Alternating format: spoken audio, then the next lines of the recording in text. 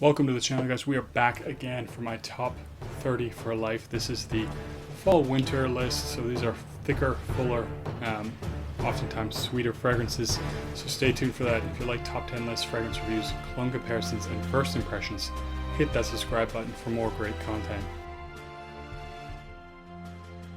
So, as I mentioned, I am moving. I didn't want to bring my whole collection with me. I really wanted to actually pick 20. You know, if I can cut another 10 off, I will try, but it was very hard to do, and 30 was the best that I could really do, you know, and be happy with the fragrances that I'm bringing along, because there's too many that are just too good and too close. So, without further ado, let's get into the list. I'm going to start at the bottom. They are, like I said, in a sense, roughly ordered. So I'm going to start with the bottom of the list. Nonetheless, a very good one. Nice date night fragrance. Has this sort of orangey, fresh, sweet, cinnamon heavy opening. Really, really nice. I've worn this one several times on a date. And of course, it's been received well. Nice, cool bottle as well. Looks like a bit of a part of a revolver. So that's really, really nice. Now the next one, number 14. Perhaps the easiest to wear leather fragrance. And I do talk about this one a lot as a great intro to leather heavy fragrances for somebody who wants to try something that's really, really leathery but doesn't know what to get into. This one, just the easiest to wear. Smells like a really luxurious leather couch with a little bit of sweetness to it. So very easy to like, very easy to wear in my personal opinion. Would be... You know, I almost wanted to try and not bring this one, but I just can't do it. Spieebomb Extreme. Even the regular Spieebomb, you know, is also very good. It's hard to pick between the two. I don't have both, so I didn't have to. But Spieebomb Extreme, you're coming along with me because it's such a nice, sweet, spicy fragrance. Very peppery in the opening, a little bit of sweetness. Dries down into a really nice sweetness with a little bit of pepperiness. But, of course, really, really nice. Sometimes it reminds me of Coca-Cola gummies. I know I've mentioned that several times. Really like that about it, but really great fragrance. Obviously, everybody knows that one. If you don't, you should definitely check it out. Next one, had to bring this one too. Side Effect. Boozy, cinnamon, sweet. Really, really nice. This is just sensual, enjoyable, pleasant to smell. Very, very good performance with this one. Lasts a long time. And of course, beautiful bottle. I love this sort of dark purple Initio bottle that you know, that they have going with this and a few of the other ones. Side Effect, one of my favorites from Initio. Now, I haven't tried all the fragrances, but this one is really, really good. Rehab is also amazing, but I have Spieebomb, and they're definitely very, very similar. So I didn't really want to get Rehab too. When I finish this one, I might actually pick up Rehab. Might happen, but I'll probably have this one for a couple of years because, as you're about to see, I have a decent number of fragrances, so I'd have to really work that one through. Next one. This is actually only about half a bottle, but Parfum Cologne Creation E. You know, this is another one I tried not to pick, partially because it is almost, it's about halfway empty, but it's just a really nice tobacco fragrance. Very masculine, very gentlemanly, good for those high class or formal occasions. Does have that nice tobacco feel. Dry down does remind me a little bit of sort of a chocolatey tobacco. I know this one, or at least I believe this one does not have cocoa in it. I think it might have vanilla or something. But there's something about that combination.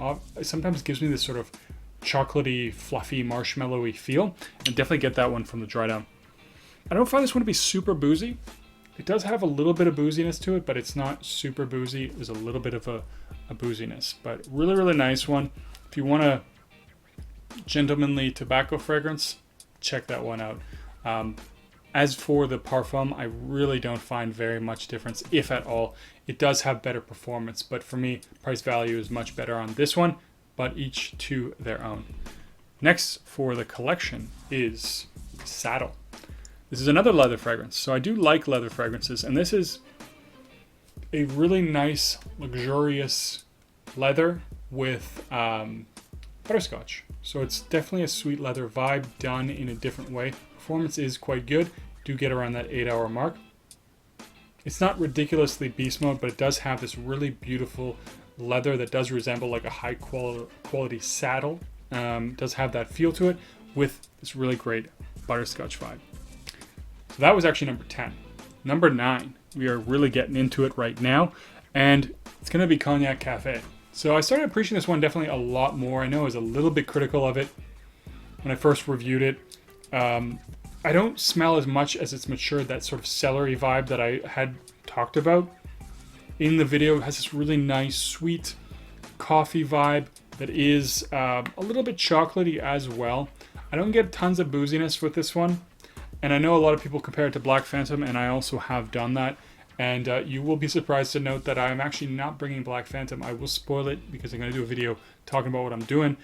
I'm not selling Black Phantom. But this one, I decided to bring this one along because it is a little bit different, and it is really, really nice. Coffee, sweet, chocolatey, maybe a little bit boozy, but not really. Kind of fragrance, really enjoyable. And, you know, the sillage in this one is a really nice, sweet. And I find actually, to be honest with you, the sillage of this one is much different than Black Phantom.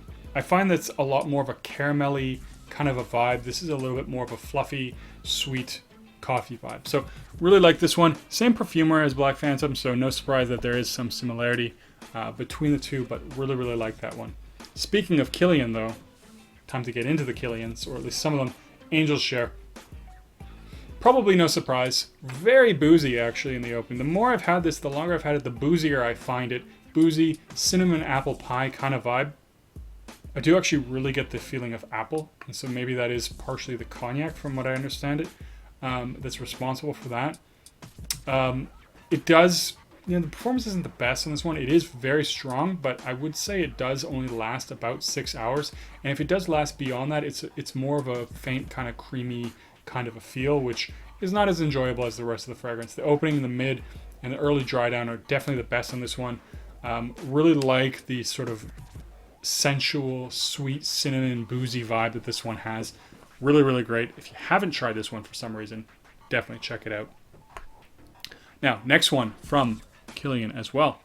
Musk Oud. This one. This is like any high-class formal situation I'm going to be going to in the colder weather. Musk Oud. It's kind of the go-to here. Beautiful, musky, boozy rose fragrance. No oud to really talk about in this one, even though it is Musk Oud. Performance, nuclear, forever, lasts forever as well. So really, really good that way too, but very, very luxurious. To me, this is the height of luxury, this fragrance. I have one from Kerosene. Only one from Kerosene, so if you do know my collection, you'll be surprised that I'm only bringing along one. It's sweetly known. Partially the reason is this is the one that is almost completely full. The other bottles I have are maybe 10 ml left. So, sweetly known, confectionery delight, really, really nice. Dries down with this fluffy, marshmallow, sweet, delectable, delightful ending. This one lasts literally forever, like over 12 hours, really pushing more the 15-hour mark. It just keeps going on forever. This is one of the longest lasting perfumes I have ever tried in my life, for sure. So there's that. We're into the top 5 now. Excellent. So I'm going to go with Exalt Nuit by Navitus. I've talked about this one a lot. I've raved about this one a lot. This is my favorite from the line. And if you like anise or you like tobacco, you should try this one out. Now, as I mentioned, I found this one a little challenging at first because the anise is super, super strong, very black licoricey in the opening, and has a very strong tobacco vibe throughout. But what I found a little bit challenging is that anise. It's very in your face, but really grown to annoy anise. This is a very nice, mysterious fragrance, one that I refer to as a bit of a James Bond style fragrance. Beautiful tobacco, dries down into this fluffy, sweet tobacco-y concoction that is really, really nice. I haven't found a fragrance that smells like this one, so I do really like it. And this is one that I might actually pick up again when I do finally finish off this bottle. 4 fragrances to go. 4 fragrances, that's it. 4th spot, Straight to Heaven Extreme by Kilian. Perhaps no surprise if you know my collection. This is one that was very, very sought after for me. I really wanted this for a long time. Finally did manage to get this in my collection once they re-released it. Now, I heard that they're going to be bringing this back permanently, so if you are looking for this fragrance, I would say, you know, be patient, and you can get it without having to pay a crazy premium. And in fact, as Kilians can often be found either on discounters or on the gray market, if you find someone reputable, you might actually be able to get it for a good price. So even when this was being re-released, it was very hard to find at a discounted price. Some Kilians you can get very, very inexpensively comparative to retail. This one was always a little bit harder to get cheaper. So, love this one. Really, really boozy, really vanilla heavy. This is the main difference between this one and Straight to Heaven. I could see owning Straight to Heaven as well if you really love it. They are different in the fact that I find that the original Straight to Heaven is very boozy and woody. This one, very boozy with vanilla. I don't get much of the woods. It does make it a little bit more of a night out fragrance than Straight to Heaven, which is a little bit more versatile in a way. But I do like this one. One day I might pick up the original Straight to Heaven. Who knows? And maybe I'll pick it up when I finish this bottle. Because I think that's the way I'm going to operate. As I finish a bottle, I'm going to replace it with something I like. I don't want to have too big of a collection. We'll see if I can keep it definitely under 40, and I have 30 picked out total. So I think that's a good goal for me. Top 3. I'm going to go with none other than Rosé All Day. One of my favorite gourmands, best apple pie fragrance. Yes, I'm bringing this and Angel Share. Both of them are very, very good. Almost full as well, so that is definitely a choosing factor, but I do love both of them. But when it comes to apple pie, I do like this one more. This one has a slight boozy feel. Not as boozy as Angel Share. It does have a slight boozy feel in the opening, but it also has plum, patchouli, a little bit of rose in there, but not much. It's very thick, luxurious, delicious apple pie vibe. And like I said, it does dry down with a little bit more patchouli. It's not straight up apple pie for 8 to 10 hours. Nice, thick sillage, good performance. Really enjoy this one. If you like gourmands, if you like apple pie, try and get a sample of this one. You will likely enjoy it. I love it. I think it's underrated. The last of the Kilians, and the number 2 spot, Single Malt. Maybe my favorite Kilian right now. I just love this one. It's boozy. It smells a lot like a rye whiskey to me. A little bit smoky, woody. And it does have a really beautiful plum note as well, which gives it a little bit of character and changes this from being like a straight up alcohol fragrance. And does dry down a little bit woody.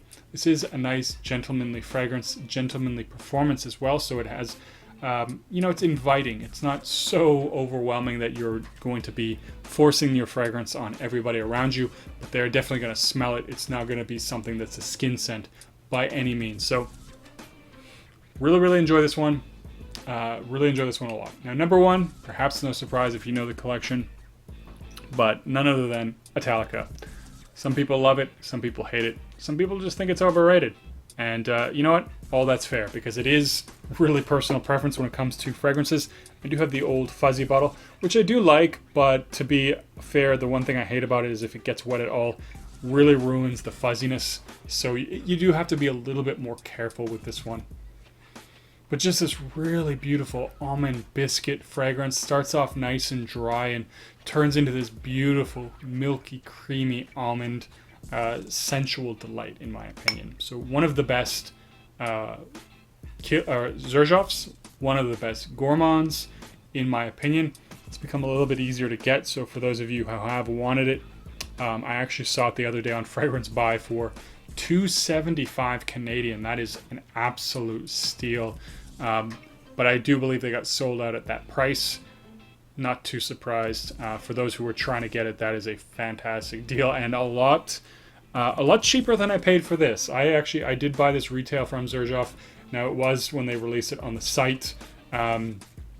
So it was still a good price, but there was shipping, there was duty, and very frustrating.